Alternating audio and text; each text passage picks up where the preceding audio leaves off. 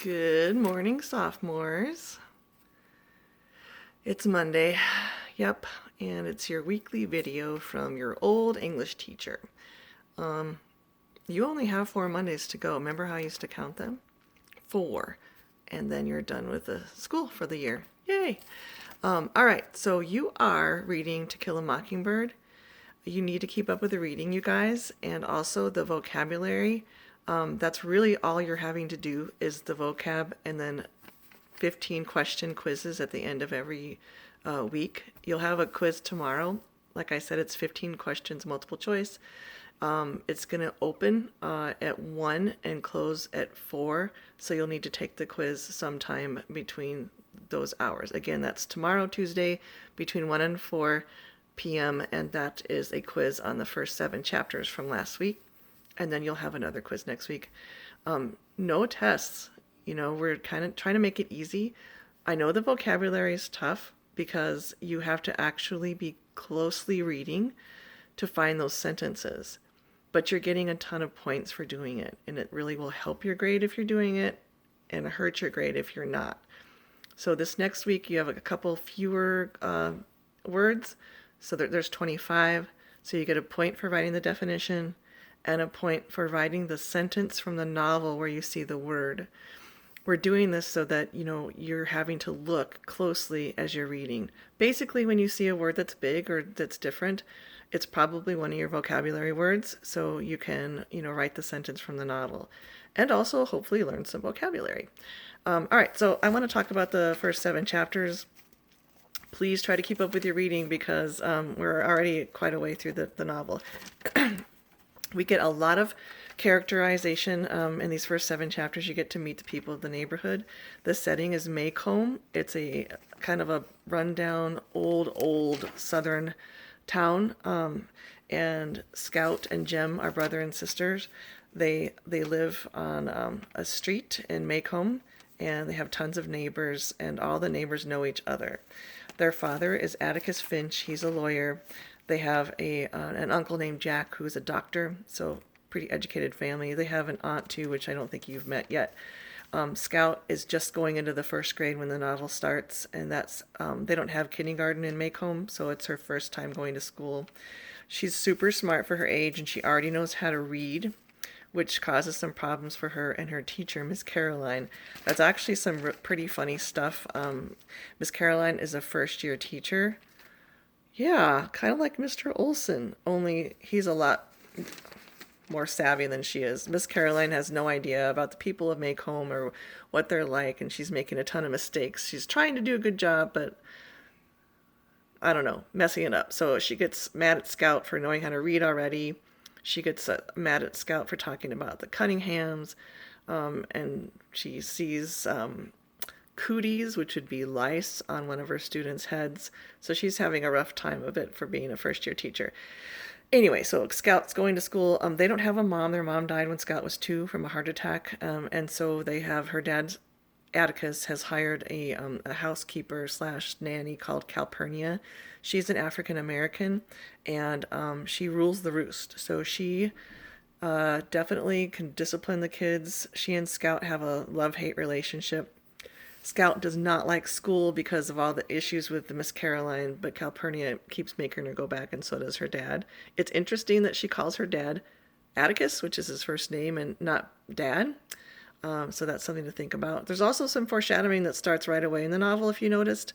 She starts by saying that's the Scout, she's a narrator, that her brother Jem broke his arm when he was 13. And so your job as a reader is to find out what the heck happened, and we don't know that yet. We learn about some of the families by the kids at school. So one of my favorite one is Little Chuck Little. So he's the kid that every teacher needs to have in class. He's always being very polite, trying to help Miss Caroline and protect her from things. And then there's the Walter Cunninghams of the world. The Cunningham family is poor. We find that out because Walter Cunningham doesn't have lunch money, and Miss Caroline doesn't understand that he doesn't take charity. His family, even though they're poor, they don't take charity. They earn their stuff. And so he cannot take money from her for lunch. And Scout tries to explain that to Miss Caroline, and Miss Caroline feels like she's being offensive. So the Cunninghams, again, you're going to see them later in the story. You're finding out that they're good people. They work hard. They're just poor. There's another group called the Ewells. Burris Ewell, he's one of the kids in the class, and he's the one who has cooties or lice. It's his third time in the first grade. You find out that his family, they show up the first day and then they don't come back, so that they're not counted truant or some silly thing. They also don't have a mom. They have a dad. You'll find out that the dad is just a no load.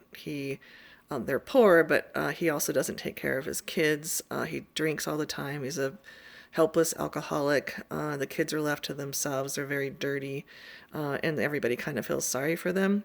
So there's poor and proud and poor and bad, and so the Ewells represent the poor family that's not a good family, and then the Cunninghams are the poor, hardworking people that you would respect. So we learned that from these first few chapters. Dill, Jim, and Scout are all friends. Dill and Scout think they're in love. Dill's a kid who comes to visit his aunt in the summers in Maycomb, Miss Rachel, and he's got quite the imagination. He likes to put on plays. They decide to do a play called One Man's Family, reenacting this story of Boo Radley, who allegedly stabbed his dad with scissors at some point in his life, and they know that he's in the house, but he never comes out. Word on the street was that he got into some shenanigans when he was a teenager, and the judge was going to send him and the other kids who were guilty off to some school or some place where they can get rehabilitated. Boo's dad was not going to have that because he was a control freak and basically just locked his kid in the house for 30 years. And so later on, at some point, Boo stabbed his dad with scissors in the leg and then was like put in an insane asylum, sort of, at in the basement of the courthouse. And then his dad came and got him back.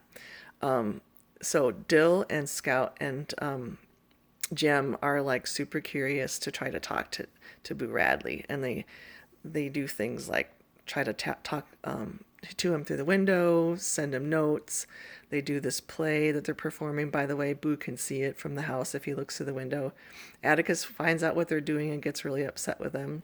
But even though that he gets upset, they decide one night to go and see if they can see him through the window.